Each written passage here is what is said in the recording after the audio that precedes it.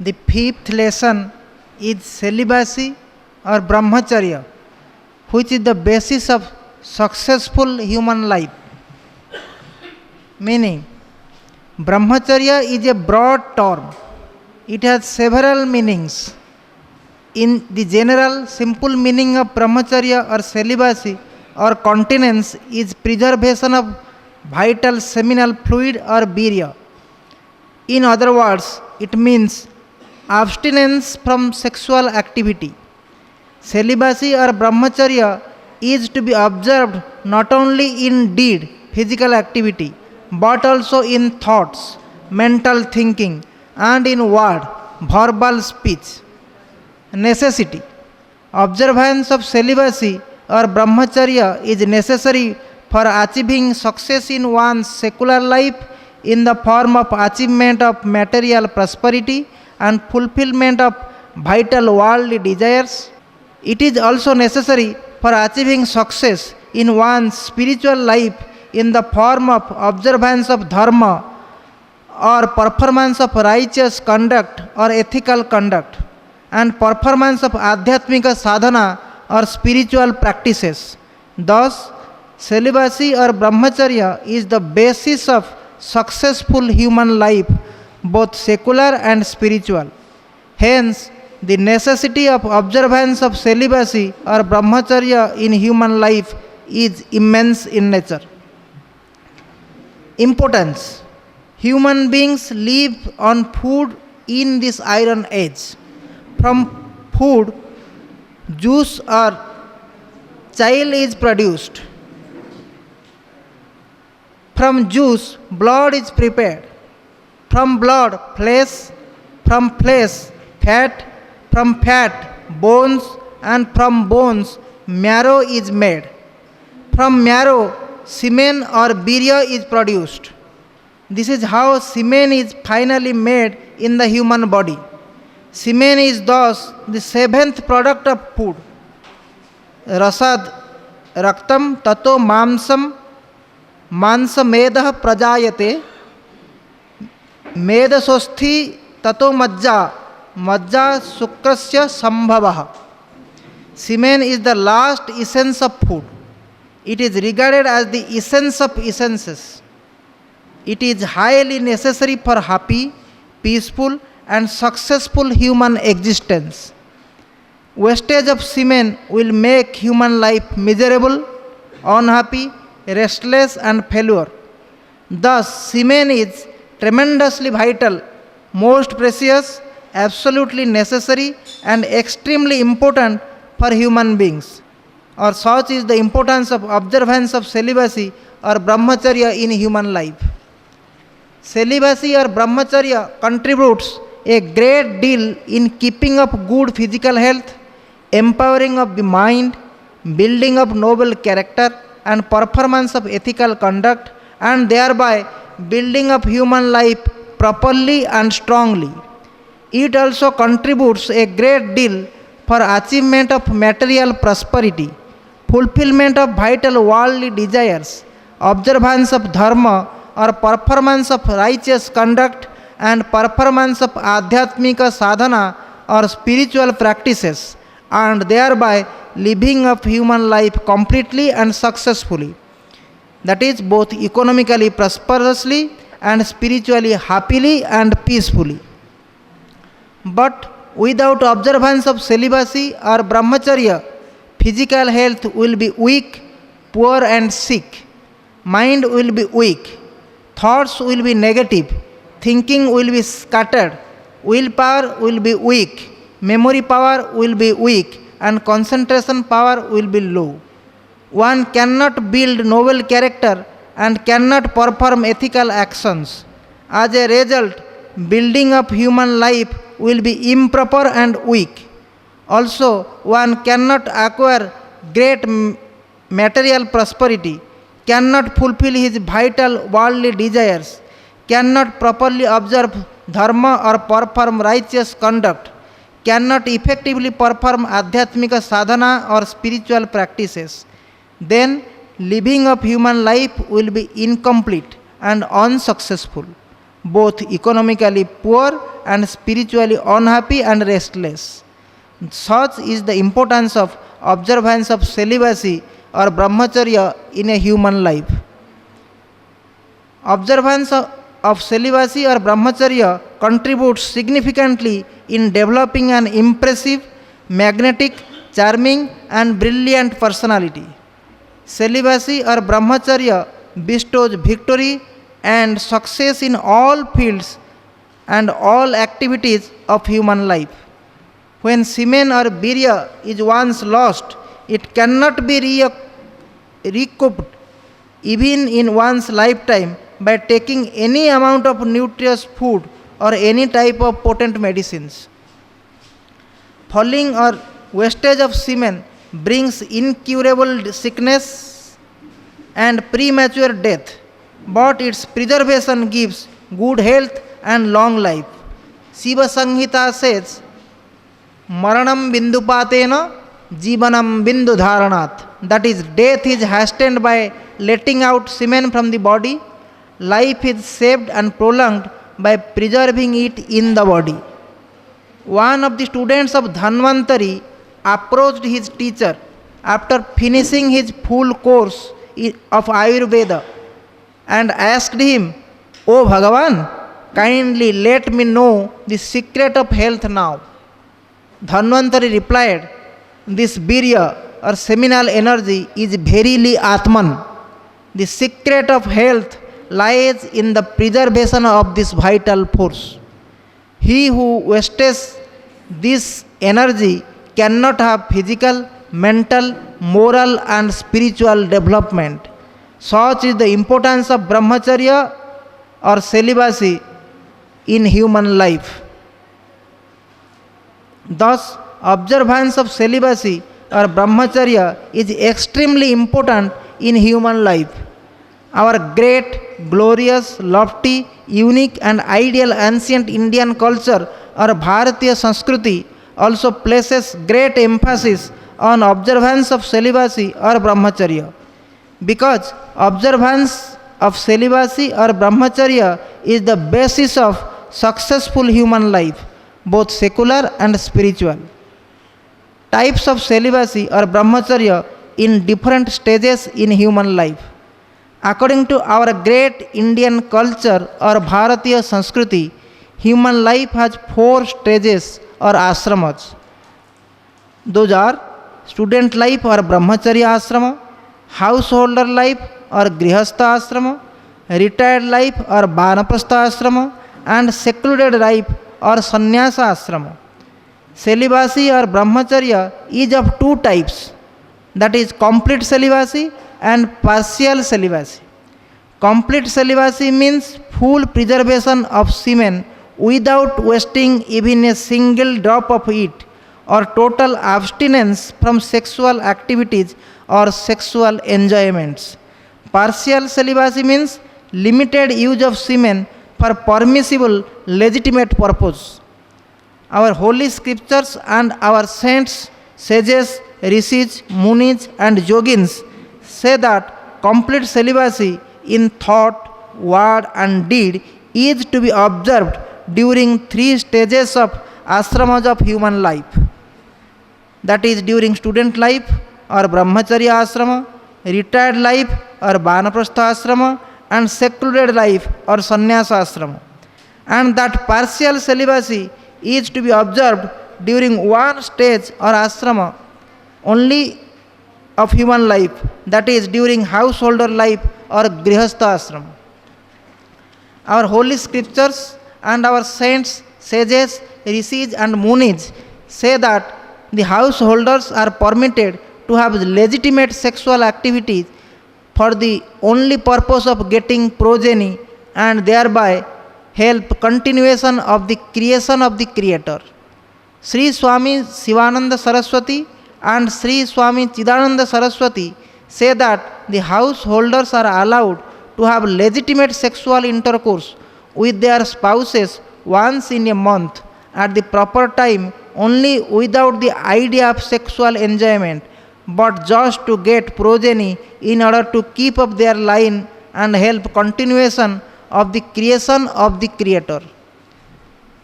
They further say that after the householder's great progeny and their line is kept up, they ought to stop sexual activities forever and observe complete celibacy and preserve the vital semen for achieving success in their spiritual pursuits, which is the supreme goal of human life upon the earth plane according to our great Indian culture or Bharatiya Sanskriti.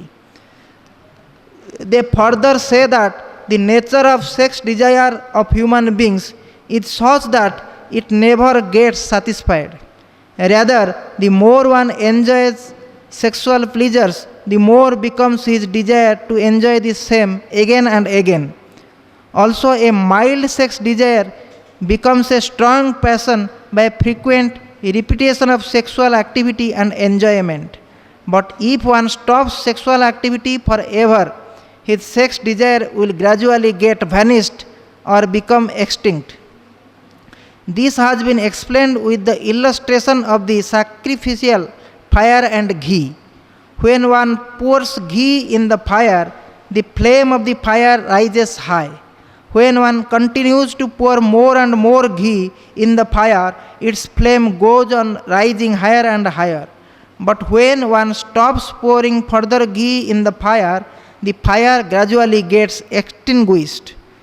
Therefore, they say that after getting progeny, human beings should utilize their viveka or power of discrimination, think again and again of the fatal consequences of wastage of seminal energy and the immense benefits of observance of celibacy, and ought to stop sexual activities forever, and then their sexual desire will gradually get vanished.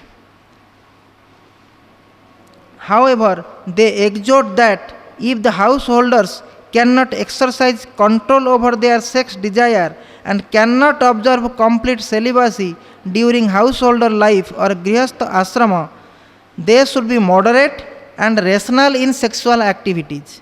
Even birds and animals exercise self-control and perform sexual activity rationally. Lions cohabit only once in a year.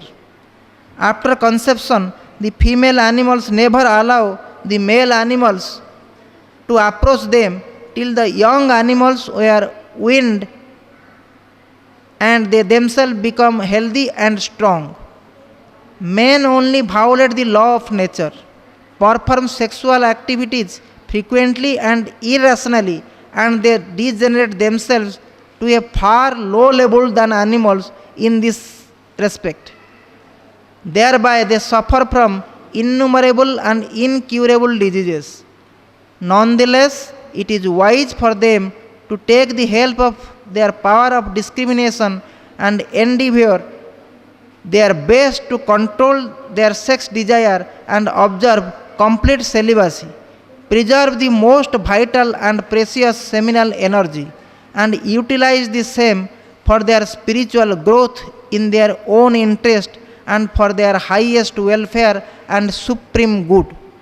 Thereby, they will derive the immense benefits of observance of celibacy or brahmacharya. In connection with observance of celibacy or brahmacharya, Sri Swami Chidananda Saraswati explains that the sex organ is a sanitary device and a drainage system of human body, and is primarily meant for elimination of liquid waste materials, that is urine from the body. It is like the other drainage system, that is the anus, which eliminates excrement or feces, the major solid part of the waste material of the human body.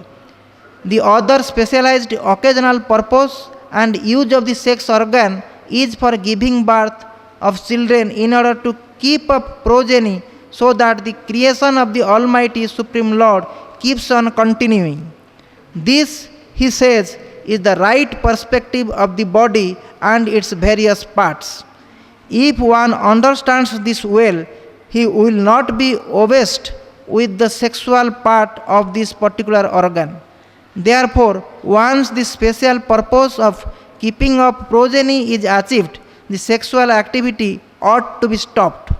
because he says that the sex organ is not meant to be misused for deriving sexual enjoyment or sensual pleasures, and also because of the fact that wastage of seminal energy proves fatal in one's life. This fact gives rise to the paramount necessity and importance of preservation of seminal energy and observance of celibacy or brahmacharya in one's life. This fact is most worthwhile and is to be noted and remembered always. As our holy scriptures and our saints, sages, rishis, munis, and yogins further say, semen, when preserved by observance of celibacy or brahmacharya, gets transmuted into Ojasakti or spiritual energy through the practice of yoga.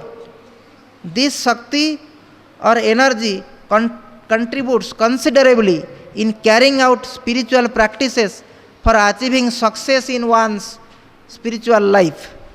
Another important point regarding preservation of the seminal energy is like this. No human being will ever want to waste his precious food, because he cannot hope to survive when profuse blood, the essence of food that he consumes, goes out of his body. Similarly, no human being can hope to live a healthy, long, happy, peaceful life when his most precious semen, which is the ultimate essence of food that he consumes and is produced out of 40 drops of blood, goes out of the body through uncontrolled, frequent, indiscriminate, and irrational sexual activities, which is aimed at deriving momentary sexual pleasure only. In view of this, should any human being ever desire to waste even a single drop of his semen? Certainly not. One should not. One must not. Therefore, human beings ought not to waste semen, the essence of the human body, and the life force, for gaining mere and momentary sexual pleasure.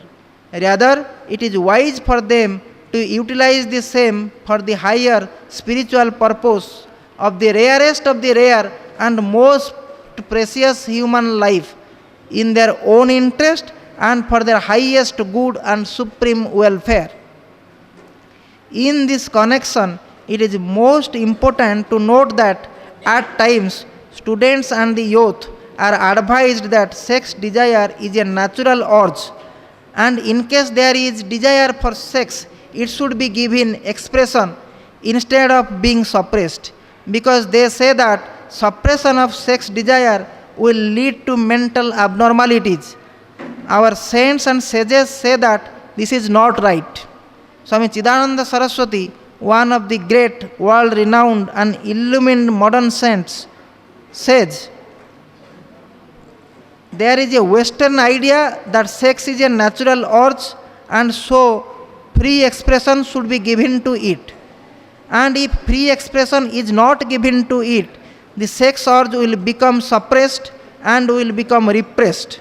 And if it is thus suppressed and repressed, it will create all sorts of abnormalities within you, and you will develop neurosis and various types of complex, and you will become an abnormal person.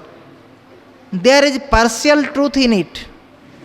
There is truth in it to the extent that if the suppression and repression is forced upon you by circumstances beyond your control, by social environment, by other taboos and deep-seated inhibitions within you, due to your father's advice or mother's dominance or family and all, then it can give rise to some undesirable inner abnormality. But this situation never applies if realizing the greatness of a higher goal and realizing the necessity of the important sadhana of self-control in order to attain that goal, you make up your mind fully, willingly and voluntarily, then there is no question of suppression. If with a full willing heart you enter into this course of self-discipline and self-restraint, then there is no question of suppression. No one is asking you to do it. You want to do it. you are yourself desirous of it. So, done with full willingness, done with great enthusiasm, it becomes a voluntary thing. Then psychological situations will not arise. On the contrary, every time you succeed in controlling the sense urge, you get a sense of elation, you get a sense of achievement, you get a sense of inner satisfaction that you have succeeded. So it is something that goes on giving you endless satisfaction and a sense of triumph, a sense of overcoming. Therefore, it is entirely a positive process, a very creative and positive process, not a negative and suppressive process. So, regarding brahmacharya, if you take the right approach and attitude towards it, then it is simple. It is a question of conserving energy, of preserving energy, so that it may be utilized for higher things which you wish to attain. Therefore, whenever there is desire for sex or lust in the mind, one should not suppress the same, but should voluntarily and willingly eliminate it from his mind through right understanding and other methods.